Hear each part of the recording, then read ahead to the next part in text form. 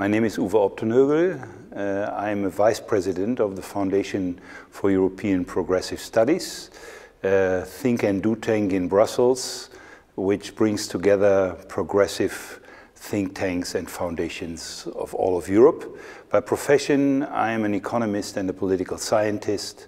That's my background.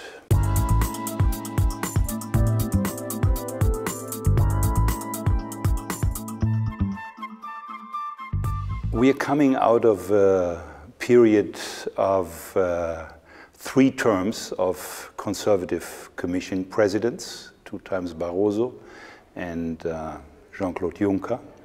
And these leaderships in the European Union coincided with the urge of the neoliberal economic and societal paradigm.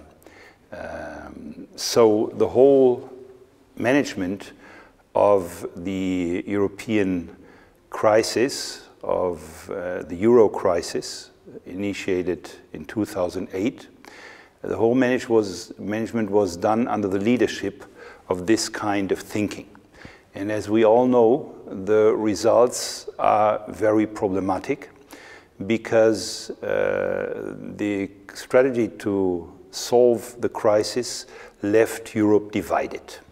It left Europe divided geographically between North and South.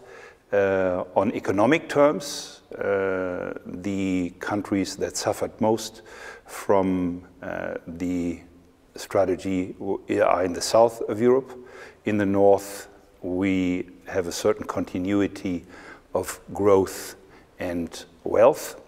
And it is divided Europe today on the question of migration between East and West. So that I would say the legacy is highly problematic for a European Union that is not only facing these internal problems, but which is also exposed to global challenges, where we come from a bipolar to a multipolar world. And regrettably, the other poles, apart from Europe, do no longer believe in a rules-based system as the basis of international cooperation. And even our closest ally, the United States, is opting for America first under President Trump. The Chinese development model has developed its own priorities and is more a competitor economically and concerning the model of society. So I would say that Europe is in a particular, faces a particular challenge of multifold crisis. Pressure from the outside and pressure from the inside. And the neoliberal paradigm, which has predominated over a long time in European policy making, doesn't give us any tools to deal with it in a decent way.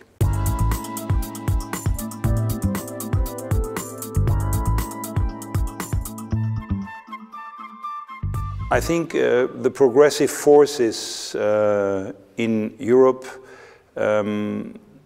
have to combine 2 factors.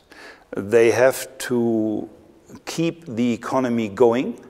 They have to be in favor of growth, but they have not only to be in favor of growth for the sake of growth, but it has to be sustainable growth, which means that the progressive side should really come with more participatory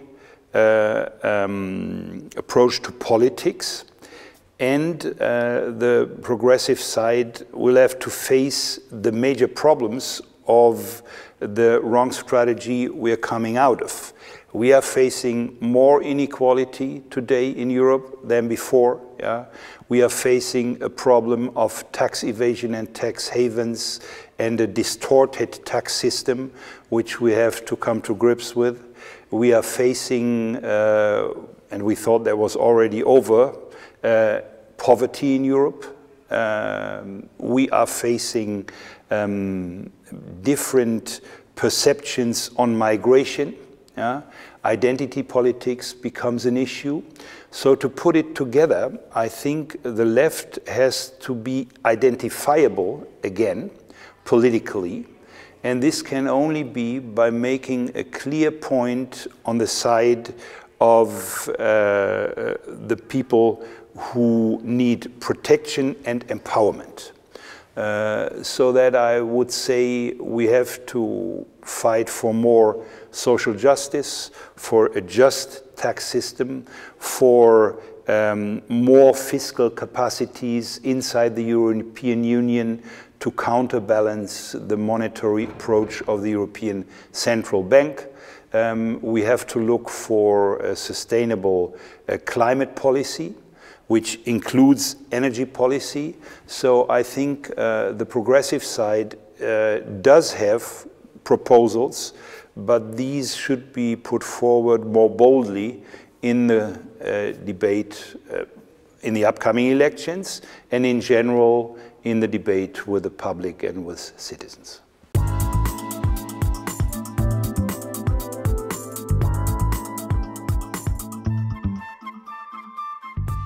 Yeah, I think the current digital transformation we are experiencing is something which doesn't only have effects on, for example, industrial production, but it has strong effects on the way we communicate with each other and strong effects on the way politicians, political parties, political organizations communicate with the general public and with their members. Let me give you a brief example. The Italian Minister Salvini tends to have a direct contact with his followers in the social media. He's not going, as he would have done 20 years ago, first to the television stations or to radio, but he establishes a direct contact between the leading politician and his constituency. This can be considered a nice thing, but the problem is that then there is no mechanism in which this communication is filtered by democratic institutions. So I would say on top of that, the problem we have that the social media we have by now are organized by multinational corporations whose basic objective is to make money on data and to make profit on the knowledge about the individuals that use the channels. What we need instead is not an organization, a private organization of public discourse and public debate, but we need a public platform for a public debate which is structured not along profit criteria, but is structured along democratic, participatory and transparent criteria. So I think we really have to have a look at this particular aspect of political communication which changes the decision-making process in our democracies.